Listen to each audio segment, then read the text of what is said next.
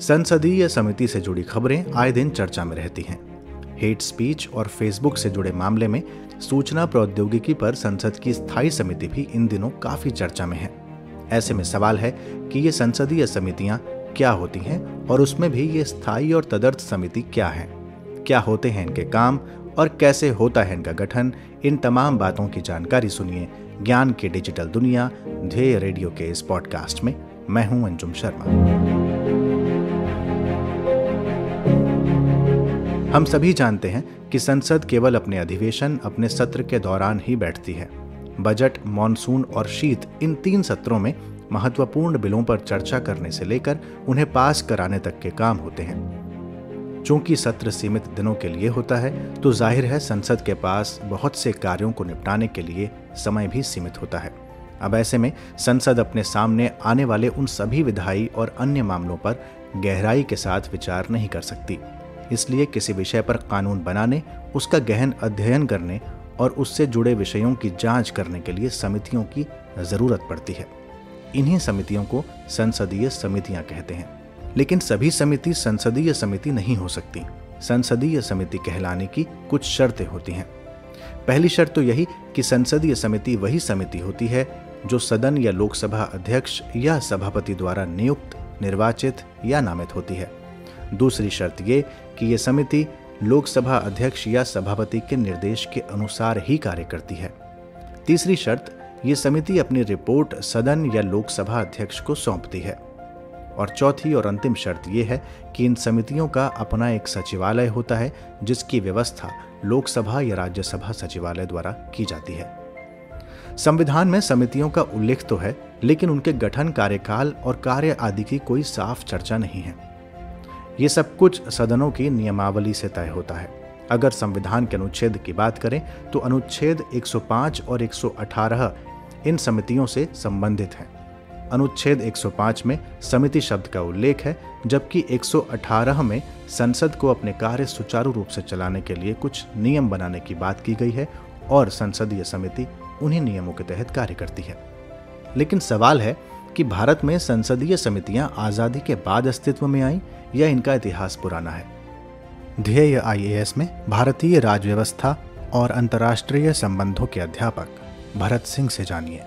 भारत में committee system की उत्पत्ति 1919 के संवैधानिक सुधारों से देखी जा सकती है, जब सेंट्रल लेजिस्लेटिव असेंबली के आदेश पर विभिन्न कमेटियां अस्तित्व में आईं, जैसे कि committee on petition, select committee on bill.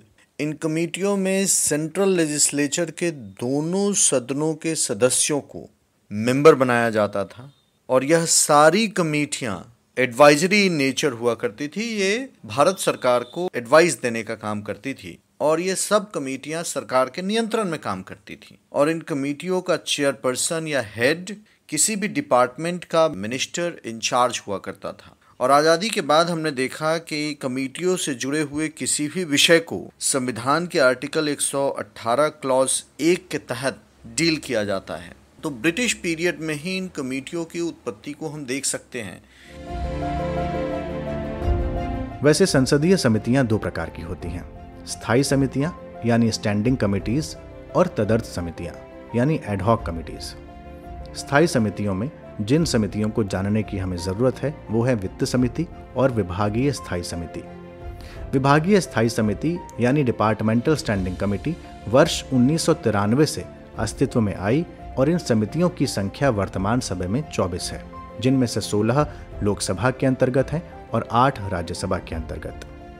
विभागीय स्थायी समितियों का उद्देश्य संसद के प्रति कार्यपालिका को अधिक उत्तरदायी बनाना है। इनके कार्य क्षेत्र में केंद्र सरकार के सभी मंत्रालय और विभाग आते हैं। आपको बता दूं कि प्रत्येक डिपार्टमेंटल स्टैंडिंग कमेटी में 31 सदस्य होते हैं, जिनमें से 21 लोकसभा और 10 राज्यसभा से चुने जाते हैं। अब आते हैं वित्त समिति पर। वित्त समिति भी स्थायी समिति है। इसके अंतर्गत 3 समितियां आती हैं, लोक लेखा समिति यानी पब्लिक अकाउंट्स कमेटी, प्राक्कलन समिति यानी एस्टिमेट्स कमेटी और सार्वजनिक उपक्रम पर समिति यानी कमेटी ऑन पब्लिक अंडरटेकिंग्स। इनके बारे में विस्तार से बात करें उससे पहले ये जानना जरूरी है कि जो स्थायी और तदर्थ समितियां होती हैं उनमें आखिर अंतर क्या होता है। भरत सिंह। स्टैंडिंग कमेटी की प्रकृति परमानेंट होती है, इनकी स्थायी प्रकृति होती है, they are permanent in nature, जबकि एडहॉक कमेटियां अस्थायी प्रकृति की होती हैं। स्टैंडिंग कमेटी का फिक्स्ड टेन्योर होता है, उनका कार्यकाल पहले से फिक्स्ड होता है, पहले से निर्धारित होता है। जैसे कि फाइनेंशियल कमेटीज जैसे public accounts committee, estimates committee या डिपार्टमेंटल स्टैंडिंग कमेटीज।